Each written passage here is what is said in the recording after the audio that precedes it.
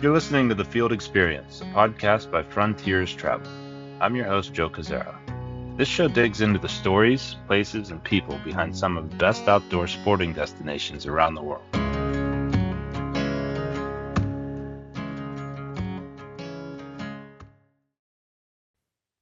Hi, everyone. This is Joe Koziara from Frontiers Travel, and today we're going to sit and have a chat with Tarquin Millington Drake, who heads up our UK office. And as well, we'll have Ben Hoffman, who has a lot of crossover with Tarquin that I think we'll talk about along the way. So Tarquin, thanks for joining us today. So Tarquin, talking about Iceland today, can you give us a little bit of a background on how you found your way there and what prompted that first visit and what that experience was like for you? Well, when I first went to Iceland, it was 1989, which is a scary long time ago. And even Russia hadn't really started in 89. Russia really started in 91. So at the time, Iceland was a pretty critical destination. Actually, Frontiers started doing Iceland, I think, in 1972. So as a company, Frontiers is a veteran of Iceland. But Iceland as a foreign Atlantic salmon destination was a pretty key destination, and therefore one I was anxious to go to. Norway was the other one, and Canada was the other one. And then Russia sort of came in 91, as I've said. So, but, in those days, they killed every fish they caught. They still wormed the rivers. It's a very different place today than it was then.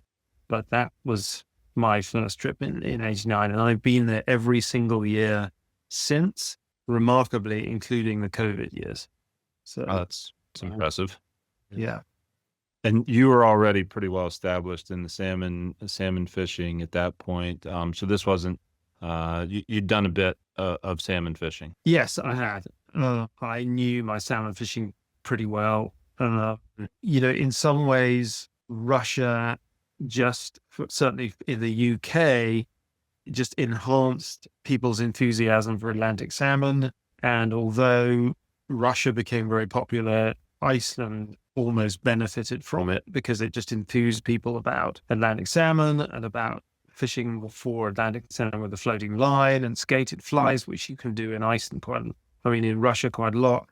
And you can do it in a much more subtle way in Iceland because the rivers are not as deep. They're much clearer, and you fish tiny flies rather than big flies. So Russia sort of helped people's enthusiasm. And the real sort of core Atlantic salmon fishermen would do Iceland Russia in the spring, like May, June time, Iceland in July, and then even go back to Russia in September to the Pinoy. And then some would even go to Canada.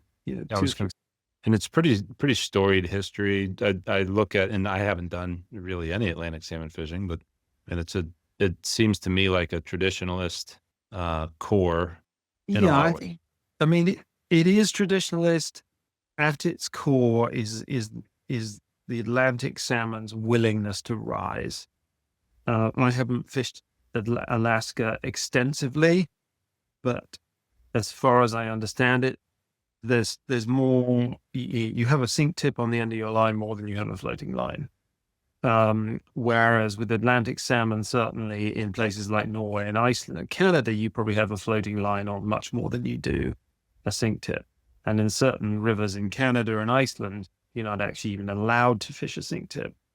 And so the big difference between Pacific salmon and Atlantic salmon for a fisherman that hasn't done either, or who has certainly not done Atlantic salmon, is the Atlantic salmon's willingness to rise. And they don't just rise. They will come flying out of the water as they take the fly. They will rise to the fly and not take it and come flying out of the water. They will bow wave across the river following a fly. They will come flying out of the water and land on the fly. The way they take is truly spectacular, from the most violent takes to the most subtle, tiny supping a little skated fly off the surface. And I think that is why people love fishing for Atlantic salmon. Then why are people obsessed with Iceland? They're obsessed with Iceland because generally they are extremely clear rivers. You fish tiny flies, and these fish will willingly rise 3, 4, 5, 8 feet and take a fly that in your language is less than a quarter of an inch long. They're tiny. And sometimes they are a tiny silver hook type 16 or 18 with 2 black hairs. And people love that, as do I. It's fabulous and very visual. And they're very beautiful rivers. Some of them are very physically demanding, which perhaps brings us to, a conversation about, an early discussion with somebody who might be considering Iceland, because your fitness levels and describing your fitness levels are critical. A lot of rivers have canyons. They're all pretty rocky. A 70, 80-year-old guy going, yeah, I walk and, blah, blah, blah, blah. You've got to be able to walk over rocks. You've got to be able to climb down canyons of various sizes. We know the rivers incredibly well, and we can, if you're accurate with the information you give us, we know what river you can go to and what river you can't. There are some rivers where you can step out of the car, where you could probably fish out the car window. You're so close to the pool before to fish. Others have minor canyons, which, if you can get around and walk up and down hills and over rocks and stuff, are fine. And then some of them have mega canyons. And, 30, 40-year-olds will be gasping for air when they get to the top. So giving us accurate information about your fitness levels is really, really important. Sorry, I babbled on a bit there, but just to give No, that's great. On that note, is it primarily going to be fishing on foot? Is there such a thing as boat fishing for these salmon? The odd river has a boat to get across the river, but we're basically wading. The sort of the typical Icelandic experience is shared guide. You get in the guide's car. That is your base for the days you're fishing. It's like your home. You can dump all your shit in there, your extra layers, your camera bag, your whatever you're taking, and that is like your base for the time you're fishing. And the car generally has sort of huge wheels, and you have to literally climb up into the car to get in it, because they're driving across the river, they're driving along pretty serious tracks, etc. But when it actually comes to the fishing, you are wading of varying, with varying challenges. Some of it's sort of black sand, volcanic black sand. Some of it's just shingle. Some of it's bigger rocks, and some of it is literally hardcore rocks. If you step off the shelf, you're going down. And that's not necessarily dangerous, but can be slippery and so on. So, that brings us back to the fitness levels that are really, really important for us to understand. Yeah, and I think maybe there's an opening there for equipment levels. Is this are you wearing studs or cleats? Is there any regulation on felts or rubber sole requirements? I don't think it'll be too long before there are regulations about felt, but at the moment there are no regulations about felt. But some rivers are beginning to sort of go, can you ask them, if possible, not to have felt? So, the best combo is either felt and studs or rubber and studs, but you got to have studs. And that means that if you fish in Canada or Norway, etc., where you're in a wooden boat, you're going to have to get yourself a different pair of boots for that, because people with wooden boats don't like you in their boat with studs. It's frowned upon. Well, that's another good segue, Tarquin, to the questions that you and I always get asked, and it's in our literature about the disinfection of gear. That seems you always get that question. Used to be that you have to have your gear disinfected at some point, And it used to be they did it at the airport. They don't do it at the airport anymore, is my understanding. That the lodges do it. They generally do it. Do they charge for that? Some do, some don't, correct? My experience is that lodges don't charge, and they are responsible for doing it. And in the old days, there were people standing at the airport. They'd see you with a rod tube. They'd call you aside, and you either produced your vet certificate, which we used to supply people with a sort of one to get the vet to fill in, or they would disinfect your gear, which was actually a real pain because then it all goes back in your bag, all sort of sticky with the disinfectant and stuff. There is nobody at the airport doing that anymore. What should happen is your river, when you arrive, should ask you, where has your equipment come from? In most cases, people have brought it with them. In a few cases, people keep tackle in Iceland and just leave it there because they don't want to be bothered. Or, then there's also occasions where people are using brand new kit that hasn't been in any river. But if you had the standard person who's just brought your kit with you, they are going to want to disinfect it unless you convince them that your equipment has been bone dry for a year or more. It's the responsible thing to do if you have used your gear in any capacity anywhere to let them disinfect it. What does it involve? They dump your waders in a bucket and swill it about and then wash them off after a few minutes. They do the same with the rods and the reels, and that's about it. And then they wash it all off with fresh water. It's not a pain. They do it for you. And if they aren't doing it for you, they should be. I mean, some people call us about rivers we don't work with, and, there seems to be different things going on there. But the responsible thing to do is, A, ensure your stuff is done by the river, and it's right. You would rightfully expect your river to do it. And B, just get it, unless it's new or you keep it in Iceland, get it done. It's 5 minutes. I think, and nobody, I'm not aware of anybody charging you for it. Are they doing your flies as well? Have you brought your own flies? Not that I've seen lately. And in the very old days, they did your flies, and that was a real miss. But I haven't seen flies done in a while. They tend to lines, reels, waders, and wading boots are the key rods. Is it something specific that they're trying to avoid, or is it just trying to preserve the pristine environment that they already have? I think there are certain specific things, Gyrodactylus and stuff like that, but it's a bit of both, to be honest. Since we're talking salmon, I was telling the guys that when how rivers open, how long they're opening for. Maybe you can go over that. Which rivers kind of come in first? I remember you and I were at the opening of the Thera when the first day it opened, when we were there together. The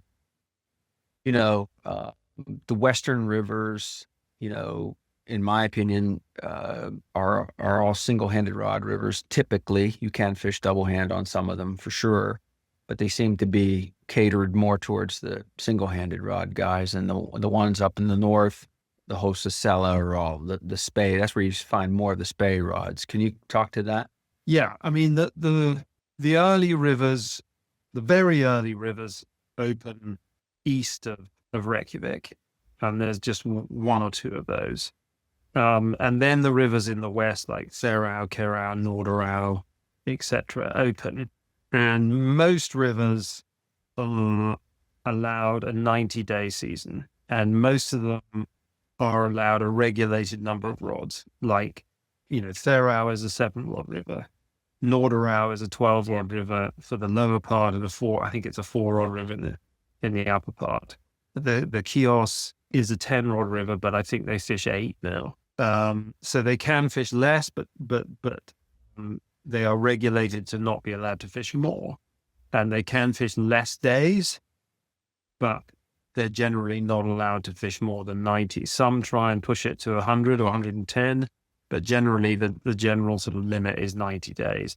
And they can choose when they open their season, but they can't, once they're open, the the 90-day clock starts. They can't close it for a bit and then reopen, stuff like that.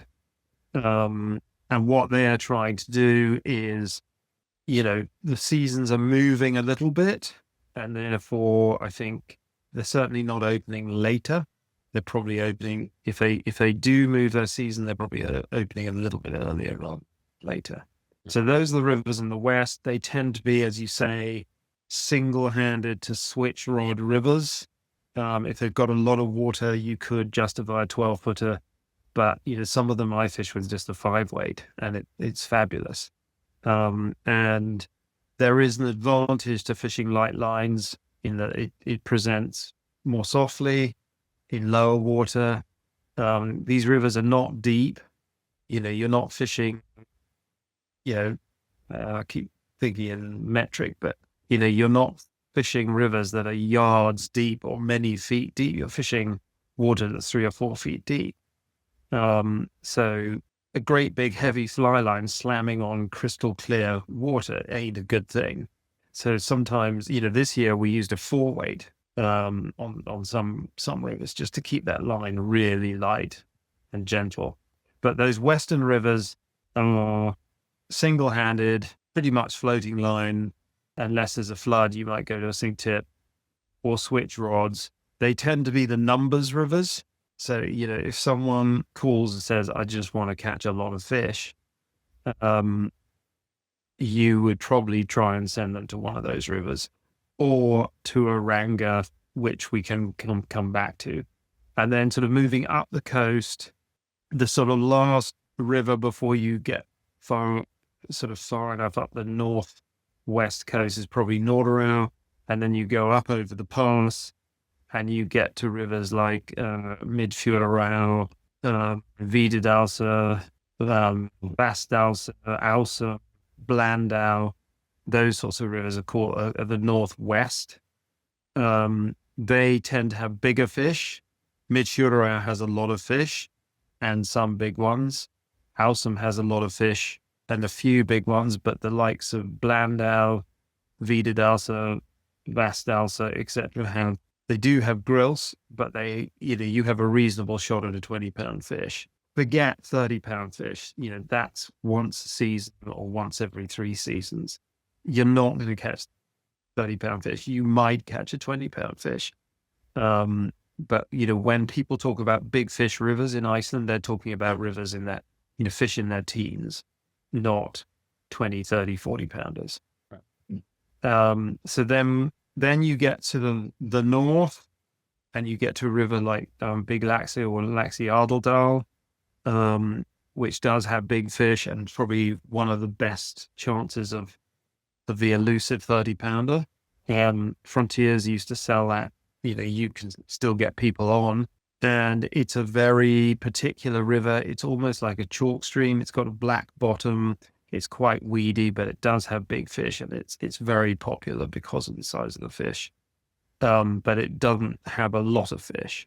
And then you cross over to the northeast, which is currently proving to be the most reliable for different reasons. If you go to the sort of lower section of the northeast, you're talking about the Jokla, which is a big river. It's a proper double-handed rod river. It has evolved because it used to be glacial and they diverted the glacial water. And now you've got this really quite big, clear water river, and the numbers of fish are just going up and up and up there. And if you want to fish with a double-handed rod, you can fish a single-hander, but you have to work at it with a single-hander.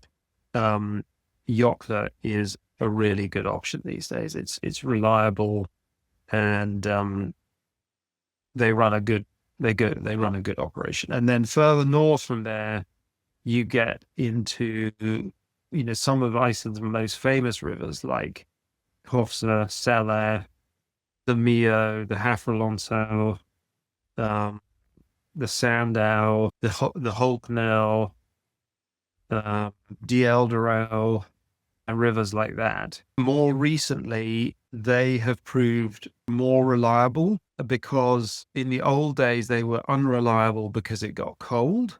It's not getting as cold, and therefore the weather the rivers in the south used to have, they seem to be getting. And so they're getting a much more even weather, and they are also managed the best in Iceland. Some people don't approve of the rules. They restrict how many fish you can catch in a pool in a given session. We should probably talk about how the fishing works at some point, but you're only allowed to take 2 fish from a pool, then you've got to move on. You're only allowed to catch 4 fish in a session, and then you pack up. You're only allowed to fish floating line. You're not allowed to use sinking flies, etc., etc. But what this has done is, eight Atlantic salmon in a day is plenty of Atlantic salmon. So people aren't unhappy with that. But what it's meant is, a lot of rivers have an acute prime time where the catches go through the roof, and then it comes acutely down afterwards. They've leveled that out. So the people who are going in prime time are still having a great time, but the people who come after them are having a much better time than they used to, because the fish haven't been hammered with heavy flies. They haven't been hammered. The pools haven't been hammered. It just is working a lot better. And they have an excellent conservation program, strict catch and release. You're not allowed to take fish home. Any fish that is bleeding goes to the kitchen. They are tagging fish, radio tagging fish, planting trees to create more matter going into the river to create food, etc., etc. I mean, they are the last Atlantic salmon will be caught on those rivers, in my opinion. Plus, to some of them, is they're small. Rivers like the Mio, you get a beautiful lodge, and it's a 2-rod river. You get your own chef, you get an absolutely beautiful lodge, and you get a 12-kilometer river to yourself. That's pretty nice. The Hafralonsa, which used to be fished by 6, they've now reduced it to 4, and I would reduce it further to 2 or 3. People love the idea of a whole river to themselves. They just work out who fishes where amongst their friends. So those are proving very popular. Did you see those types of rules going to, let's say, the Thurau or the Norderau or things like that? If they're working so well up there, do you think that that'll come to some of the other rivers? There's a sort of 2-part answer to that. I mean, a lot of people would like to see that change, because I think the weakness to how rivers are run in Iceland is, Ben, if you were to lease a river in the West, you might get a 5-year lease. 5 years doesn't exactly encourage you to invest in that river and manage that river soundly. What it encourages you to do is milk it for what you can in 5 years, because you're probably going to lose it. That's not the case in the North. So it is more difficult for them to adopt those rules. But I think as time goes by and the evidence of the success of it is beyond doubt, either they may embrace them or they will be forced to embrace them. The other critical thing that's going on is there's mink, which are not indigenous in Iceland. And all rivers, but particularly, again, those rivers in the Northeast, are doing a really good job. They'll take 150 mink off those rivers a year. That's a lot of damage if they were still running around. They were released by a mink farm out of spite. They've spread all over Iceland, and they can eat. I don't know if you've ever watched a mink, but they're pretty efficient. Yeah, they're voracious little critters like all their relatives. Yeah, exactly. So, you just returned recently. Is it Hafralonsa? Am I saying that right? Yeah, I mean, I spent a lot of time in Iceland. I spent about 3 to 3.5 weeks in Iceland doing various things. I spend so much time. It's cheaper for me to own a car in Iceland than rent a car. So I actually own a car in Iceland, and then people borrow it and stuff at other times. But I will go around the various rivers where our clients are fishing. Sometimes just spend time with them. Other times I'm guiding, and other times I am fishing. It just depends. I do a bit of fishing, a bit of guiding, a bit of just general hosting. So I will, be on a lot of rivers, but I'm spending more and more time in the Northeast because more and more of our clients are in the Northeast. But if you want to read about these rivers, on my blog, I mean, there's a blog about Heffrelonsa that I've just done. There's a blog about Mio. There's a blog about Dieldero, which is a small, little, tiny river, but it's got fantastic fishing. There's all sorts of goodies on there that people can read if they want to. So, yeah. And one thing, when you mentioned the, double handers, single handers, I mean, the one similarity is going to be floating lines and smaller flies. Yes. I mean, if Swamp. you're in the Northeast, it is floating line only and non-weighted flies. If you're on other rivers and you get more water, you might go to a sink tip, or you might use heavier flies, or you might. But the norm in Iceland is a floating line and small flies on silver and gold hooks, little tiny flies. So like weight forward floating with a single-handed rod, and then maybe like a Scandi for a double-handed rod, spade rod, right? Yeah. Rio now do, I don't know if you've seen them, the single-handed spay line. They are great, really great, and they really do spay cast for a single-handed rod. I mean, they are fantastic. So I'd recommend them. Scandi's probably a bit heavy and clumsy. I'd want something a little more tapered with a double-hander.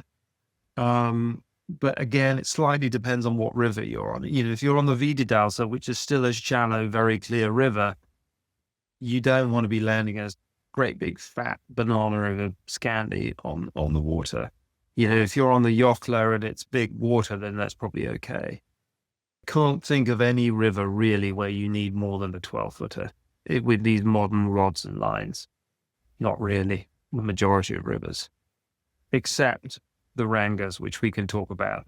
Let's just chat a little bit about how it works, because it works in a very unique way that is very different to most rivers or most countries. And it's important that people understand it. So they sell their fishing in basically 3-day slots.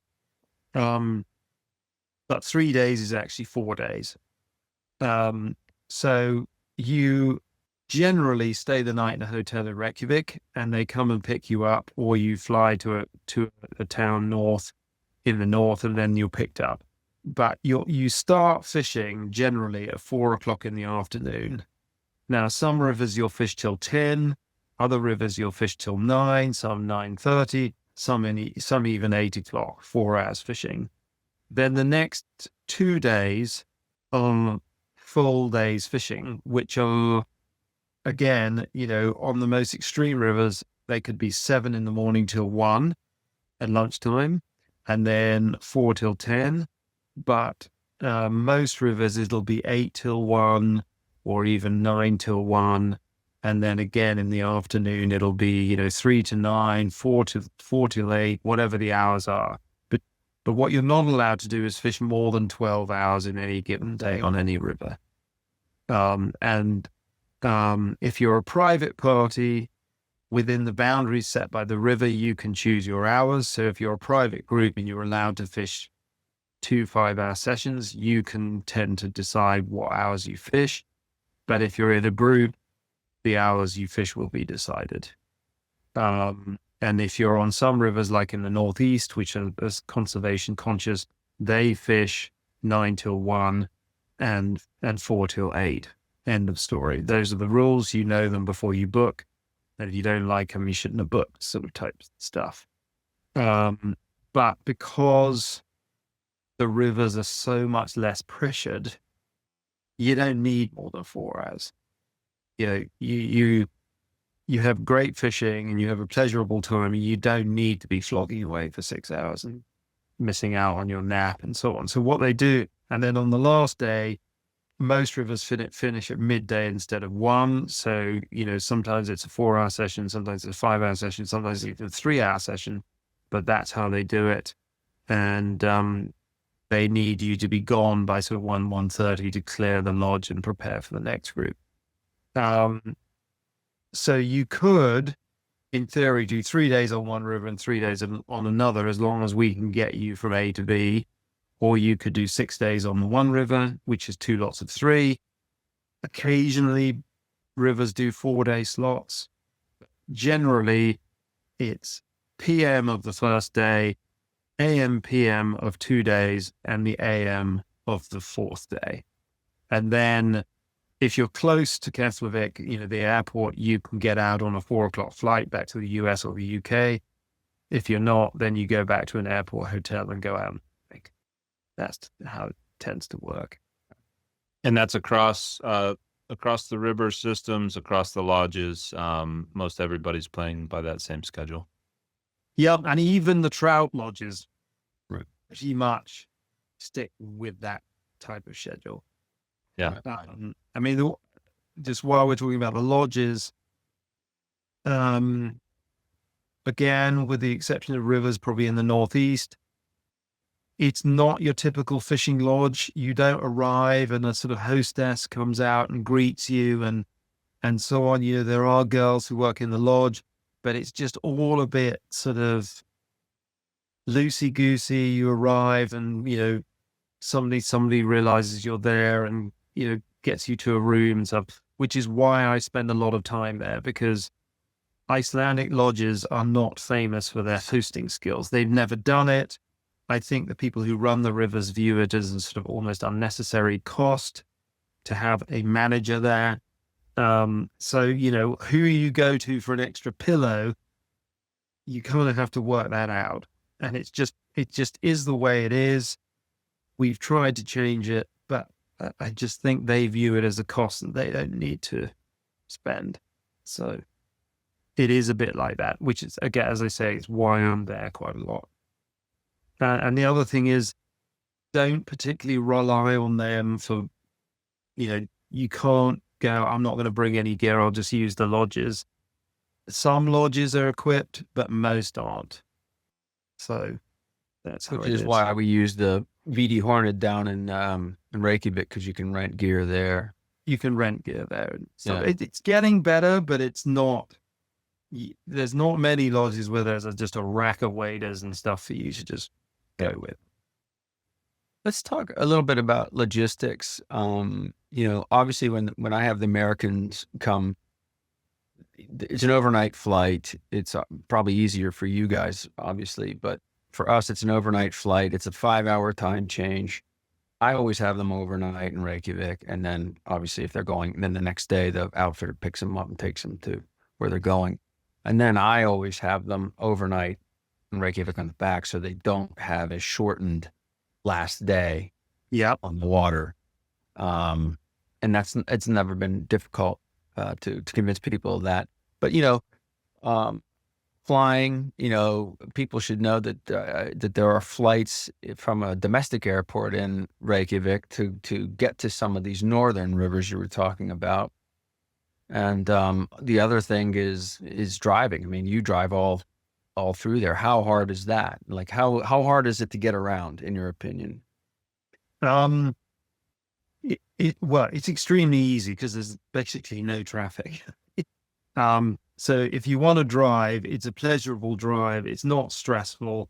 It's not like you're on a freeway, worried about who's burning up behind you or anything like that. You just trundle along at 100 km/h, and enjoy the scenery. It's very easy. It's very pleasurable, and it's very beautiful, or crazy interesting with sort of, weird steam coming out of the ground and bubbling mud and God knows what you're going to see along the way. So nobody should be deterred from driving anywhere in Iceland.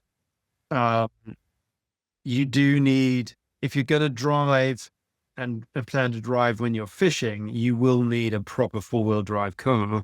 What we try and get people to do is, when they go to the Northeast, what I actually try and get them to do is land in Iceland, transfer to the domestic airport, fly up to Egilsstaðir.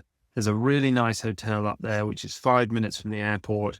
Either pick up the hire car from the airport and just tootle their way to the airport, or even get a cab, stay the night and get a cab back to the airport and pick up the hire car in the morning. I would probably just pick it up the night before.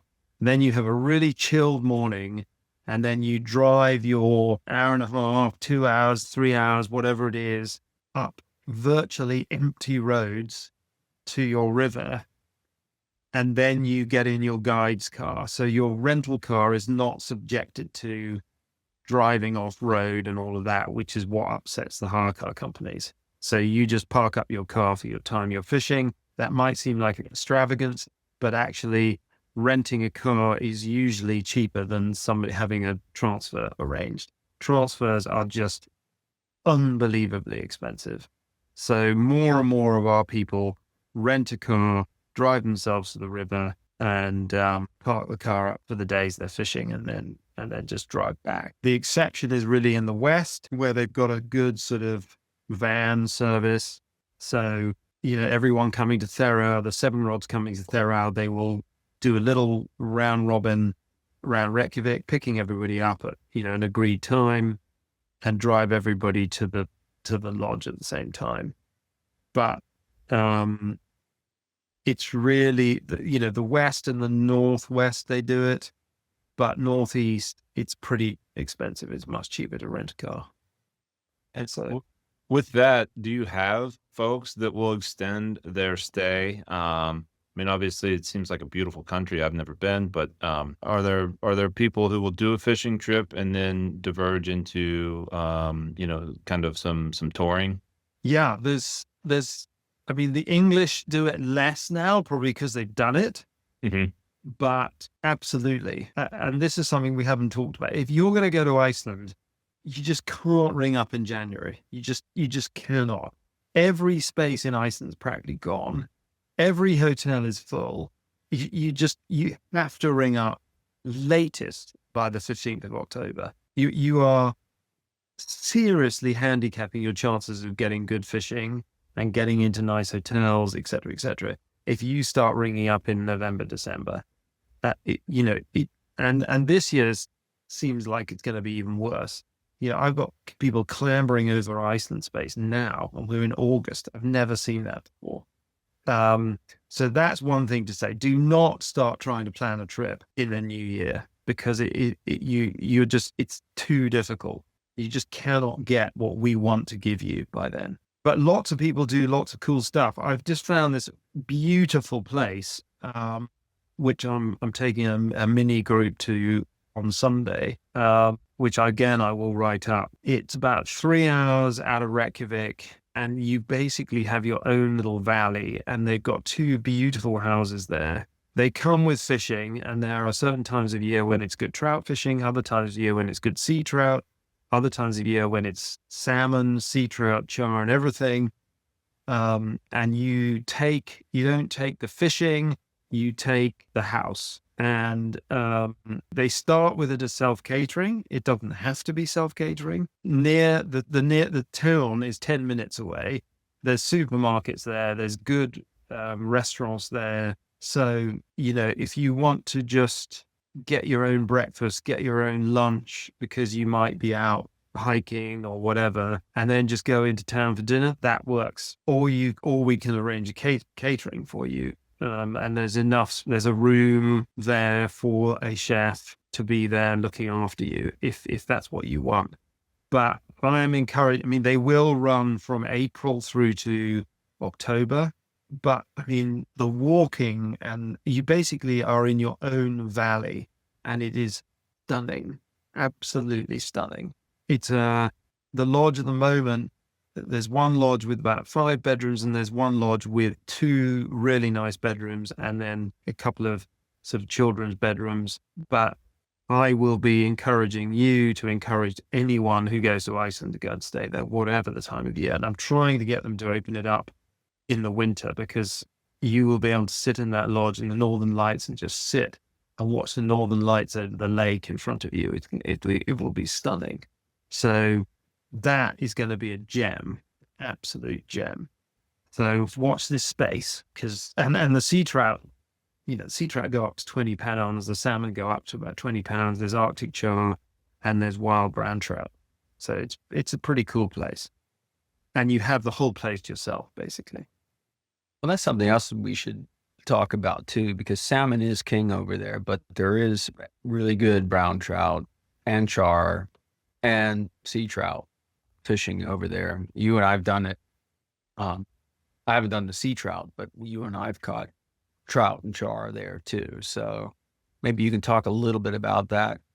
Yeah, I mean, the fishing year in Iceland probably begins sort of mid-April, when trout fishing starts in general. It can obviously be cold, but it can also not be cold. And people at that time of year, Lake Thingvallavatn starts.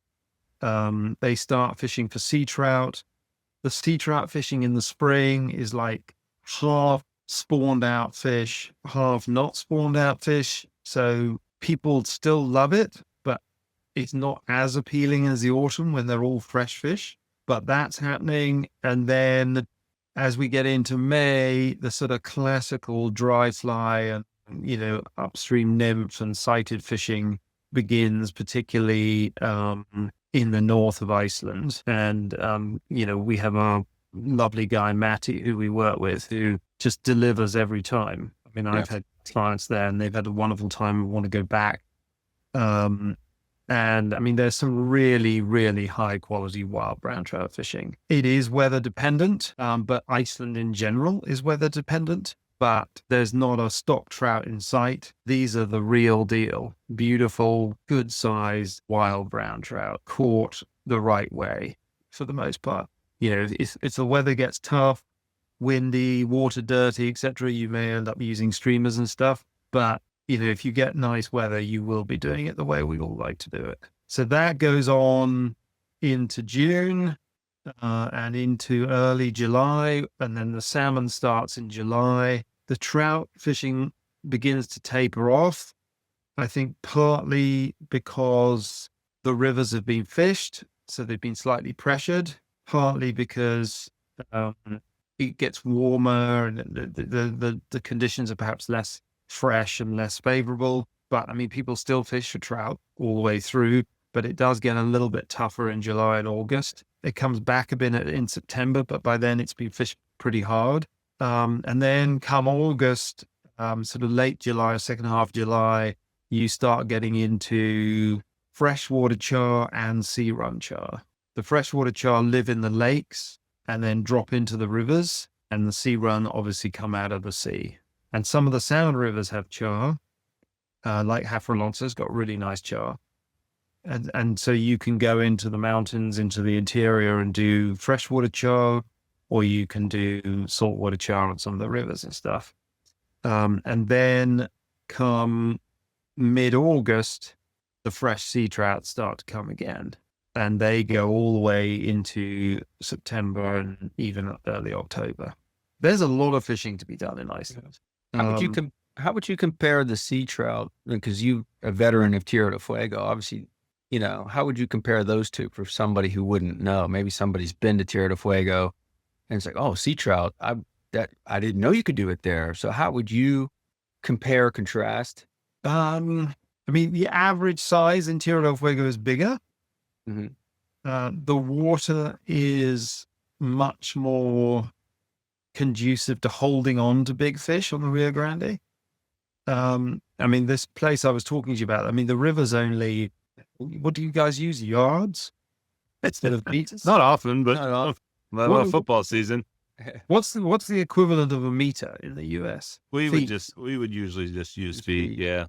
I mean, it's only like 20, 30 feet across, but it's got 20-pound sea trout in it. Wow. And you hook a sea trout like that, it's really difficult to hold on to. Whereas you hook a sea trout like that on Rio Grande, you've got a reasonable chance of holding on to it. Now, not all of them are like that, but the rivers are much more rocky, challenging in terms of holding on to the fish in Iceland. But there's some wonderful fish, some great fish. And if you're into sea trout, I mean, Iceland needs to be high up on the list these days, for sure. Are you fishing them in a similar style to the salmon, kind of swinging? You can, or you can nymph them, mm-hmm. or even dry fly them. there's all sorts of ways you can catch sea trout. So, but you can also hitch for them and just normal salmon flies and stuff as well. Yeah. Or you fish for them like trout with, woolly buggers and stuff like that too. One other thing we should probably talk about is expectations, because the days of being able to give people a realistic expectation are coming to an end, simply because the weather is so difficult these days.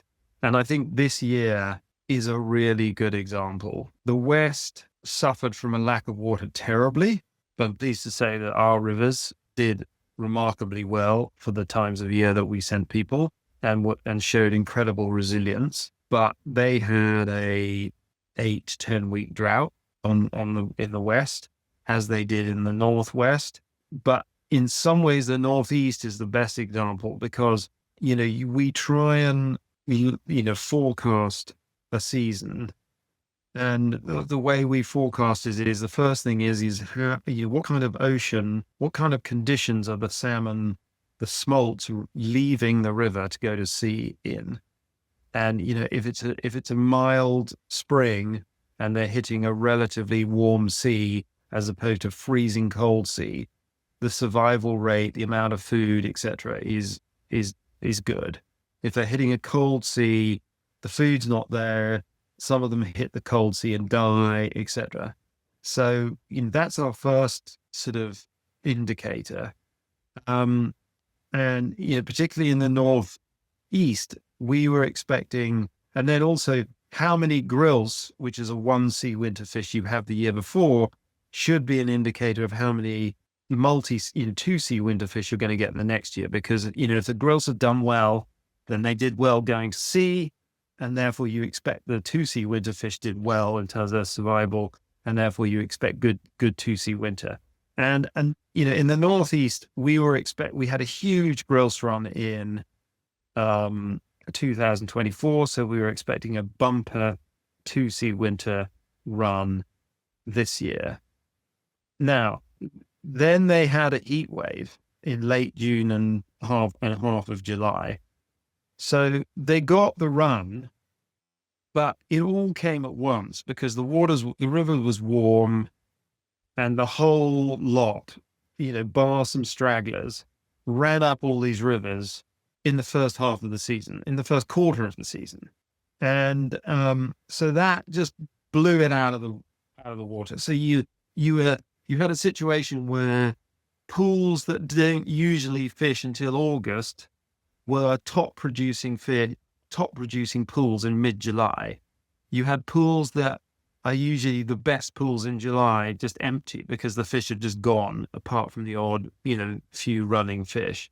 So, I think it is difficult to tell people exactly what to expect because the weather is so unreliable and all over the map.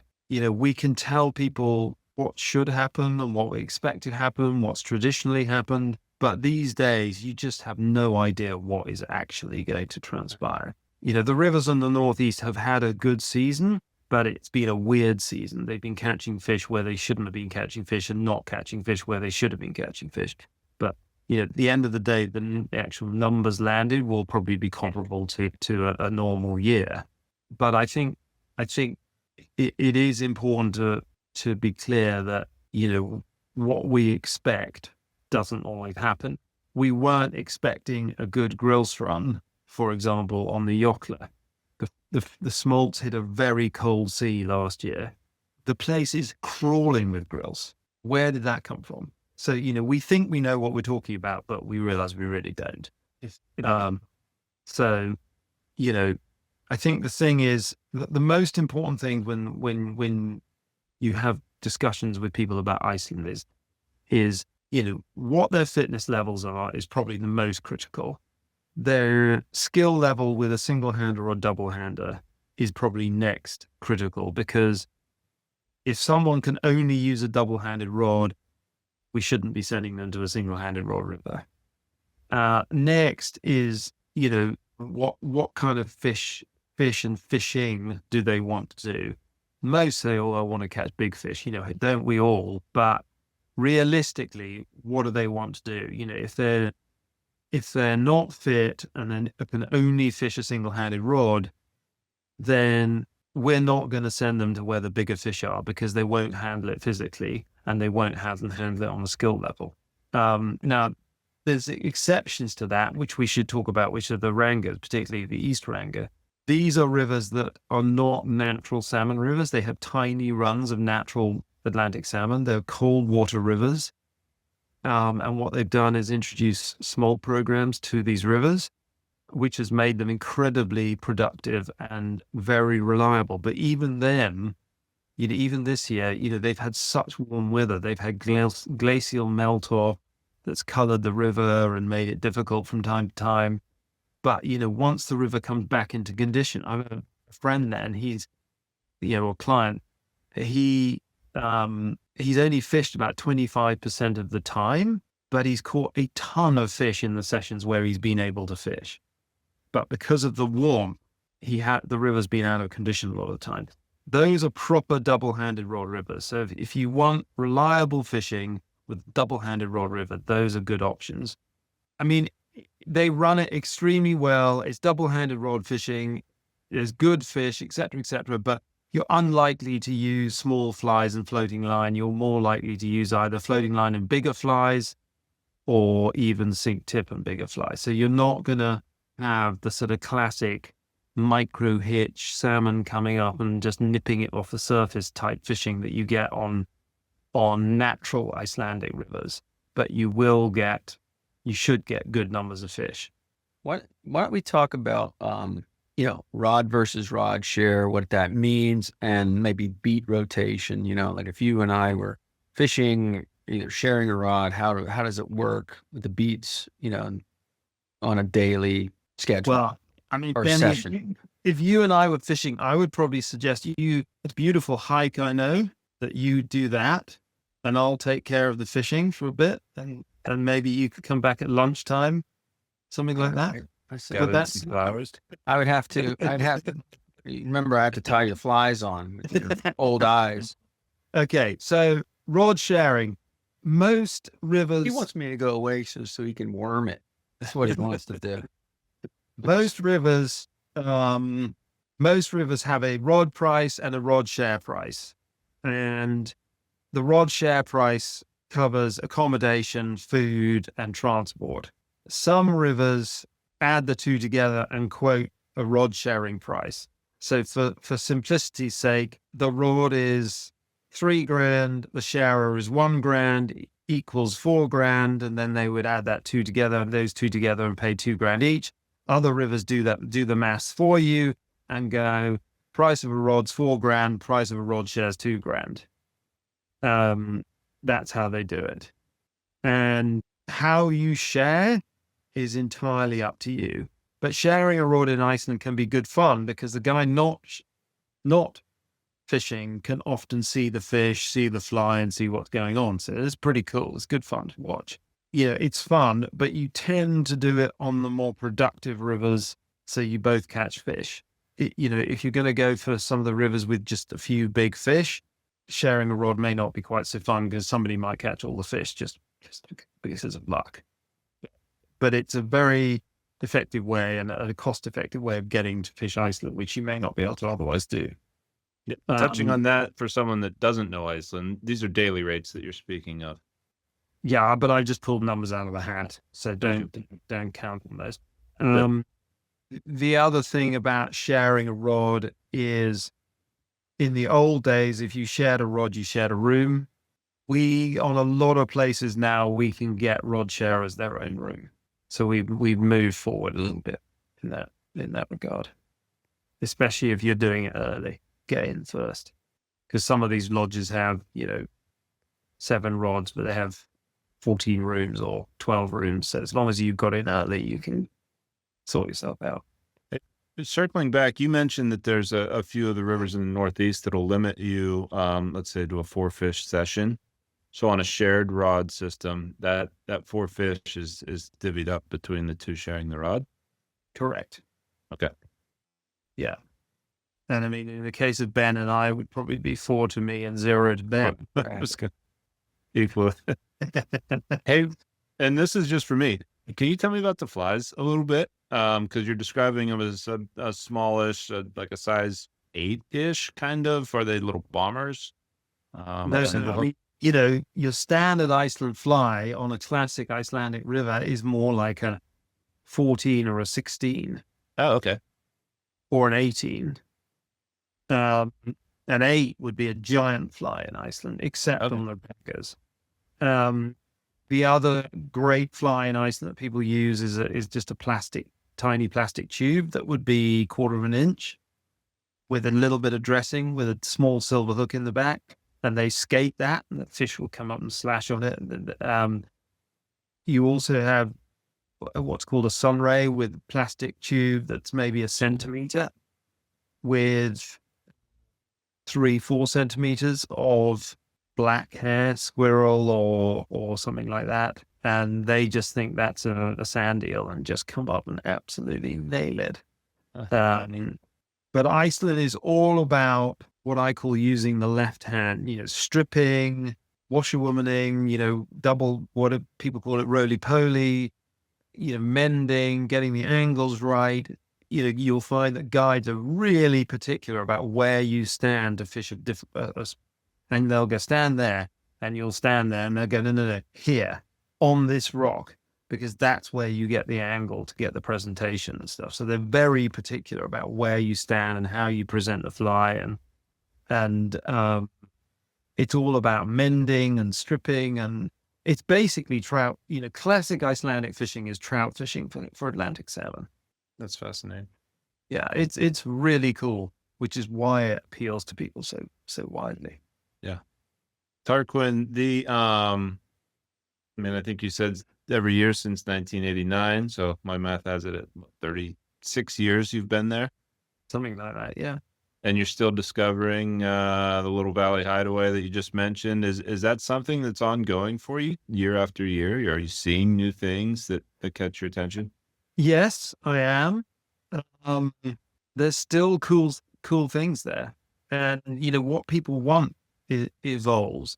This little valley, which when I get back on whatever it is next Saturday or whatever, I'll do my blog and I'll send it to you, and you guys should send it out. But more and more people want privacy. Certainly in my marketplace, they want privacy. The idea of a river to themselves appeals. Or themselves and their friend. So, the 10, 12, the 8, 10, 12 rod rivers appeal less because they're coming into a group of people who, some have maybe been there for 20 years, and you arrive as a novice, and they're all friends with the guides, et cetera. People just are drawn to more privacy, which I can understand. So In American, that's privacy. Yes. Yes. exactly. Well done, Ben. You get Exclusivity. You haven't cracked Borganis yet, have you? Going to Borganis. Never met it. But just plan it early. Yeah. Plan it early. And this year, plan it now, because it's just, I don't know if it's the leaves falling off the trees or what, but I mean, I've spent all morning talking to people about Iceland. So What else do people need to get outside of the reservation? What else do people need to get in place for an Iceland trip? Visas? no, you don't need Not for visas. us. Okay. Ben is the only one who needs a visa, I think. You don't need visas. You don't have to book your hotels now, but if you're going to go on a trip around Iceland, Mm-hmm.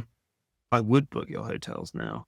Do you need to book your airport hotel now for next July? Probably not, but don't leave it till April. Get it. If you book, get it done. Yeah. Rental Hey- cars kind of the same? Yeah, I mean, and it should be cheaper too.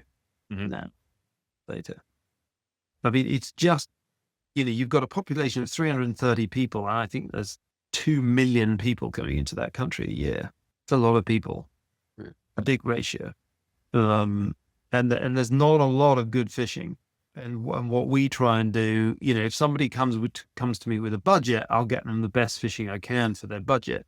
But if generally people come and go, well, what's the best time? And, can I go at the best time? Each river's got about a 2 or 3 week best time.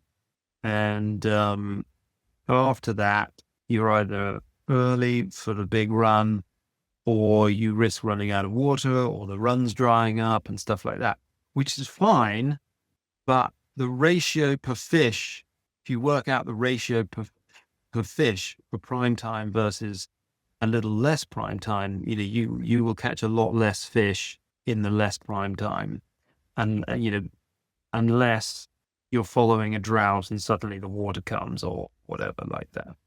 So your cost per fish, if you want to look at it in that hardcore way, is going to be less in prime time than it is in, because the price doesn't drop significantly for less prime time. It does drop. And then, the other thing is with your long time experience over there, what's on your list of things that you'd like to do that you haven't had a chance to do? Is there anything that's still hanging out there, or a river you haven't fished yet? Not that you need to name names, but in Iceland, there's what I used to do. I fished a river called the Sella for 34 years or something. And what we used to do when we were our little group is we'd always fish Sella, and then we'd go to a different river every year, just to see it and get to know it, which was great fun. So it's always fun fishing different rivers. And there's a few rivers that I still haven't fished. I've probably fished, 25 rivers or something. So there's always a few that intrigue you, that you want to see and get to know. And then there's always these little tiny gems as well that you just sort of discover. Yeah. And this place in winter and in summer, if you've got people traveling around who might like go somewhere nice and like a bit of trout fishing or something, I'm encouraging them to organize a good hiking guide and riding guide, or there's this lady who's really good at yoga. This place is seriously beautiful. And, it's not going to work for a family. Well, the other house would work for a family of 10, but, if you're a couple of couples or a couple or whatever, oh my God, it's like must do. It's stunning. I'll have I sent you pictures, Benny? I think you sent it to me a couple weeks ago when you first were talking about it, but looking forward to see more from you with that. Yeah, I can tell you're excited about getting there again. So because I was there and I went there for 2 days in July. We had beautiful weather, flew the drone, caught some trout, lost a big sea trout, early sea trout, but now we're going back when the sea trout should be in prime time. So, but it's as appealing to somebody just driving around Iceland as it is to a fisherman. Depending on the time of year. Cool. I'll look forward to hearing about it on your return. Probably got his case. You probably have your case of skier yogurt already in the back of the car. That's right, Benny. Yeah. I have my Yeti in the back of the car to keep my skier yogurt in tip-top condition. You have a safety officer ready for yourself? No, we fired the safety officer. Anyhow. Well, good chatting. Yeah. Thank you for your time. And I know it's super busy over there, so we'll let you get back at it before you head out. Cool, guys. Take care. All right. Thanks, Tarquin. Appreciate it. Bye. That's all for this episode of The Field Experience. Thank you for listening. If you enjoyed this show, give us a follow, and we'd love it if you shared it with a friend. Also, check out frontierstravel.com, where you can learn more about this episode. This is your host, Joe Koziara, signing off.